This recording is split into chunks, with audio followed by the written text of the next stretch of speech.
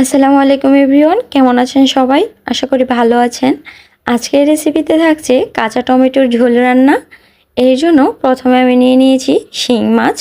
এগুলোকে ভালো করে ধুয়ে পরিষ্কার করে নিয়েছি। এবার মশলা দিয়ে মাছগুলোকে মাখিয়ে নিব।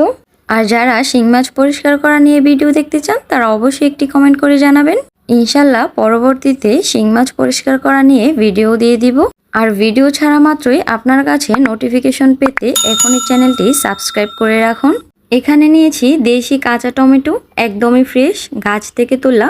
আপনারা চেষ্টা করবেন দেশিটাই নেওয়ার জন্য, কারণ দেশিটা দিয়ে রান্না করলে টক টক লাগে এবং খেতেও ভালো লাগে। টমেটোগুলোকে আমি এমন সাইজ করে কেটে নিয়েছি। এর সাথে চাইলে আপনারা আলু অ্যাড করতে পারেন। এবার চুলায় কড়াই বসিয়ে তেল দিয়ে দিচ্ছি। তেলটা গরম হয়ে এলে দিয়ে দেব শিং মাছগুলো। সবগুলো মাছ দিয়ে দেওয়ার পর খুব ভালোভাবে ভেজে কড়াই থেকে নামিয়ে নিচ্ছি। এরপর দিয়ে দিব কেটে রাখা টমেটোগুলো। দিয়ে দিচ্ছি পরিমাণ মতো লবণ। আপনারা আপনাদের পরিমাণ মতো লবণ অ্যাড করে নেবেন। যেহেতু এটি খেতে একটু টক টক লাগবে, সেক্ষেত্রে লবণের পরিমাণটা একটু বেশিই লাগে।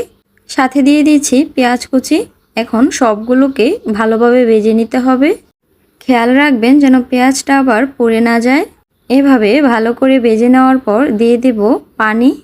অল্প পানি দিয়ে মশলা দিয়ে কষিয়ে নেব। এখানে মশলা হলুদের গুঁড়ো, মরিচের গুঁড়ো, ধনিয়া গুঁড়ো নেড়ে চেড়ে কিছুক্ষণ কষিয়ে নিচ্ছি। যখন উপর দিয়ে তেল ভেসে উঠবে সে পর্যায়ে দিয়ে দিচ্ছি ঝোলের জন্য পানি।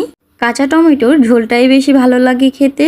এরপর দিয়ে দিচ্ছি বেঁচে রাখা শিং মাছগুলো। কাঁচা টমেটোর এই মাছ দিয়ে ঝোল রান্নাটি খেতে দারুণ মজার হয়। এবার একটি ঢাকনা দিয়ে ঢেকে দেব। বলক চলে আসার আগ পর্যন্ত অপেক্ষা করছি। রান্নায় বলক চলে আসার পর 10 থেকে 15 মিনিটের মতো হাই হিটে জাল করে নিতে হবে। আমার মতো বাসায় এভাবে কাঁচা টমেটো কে কে রান্না করেন কমেন্ট করে জানাবেন। আর সবশেষে দিয়ে দিচ্ছি কাঁচামরিচ।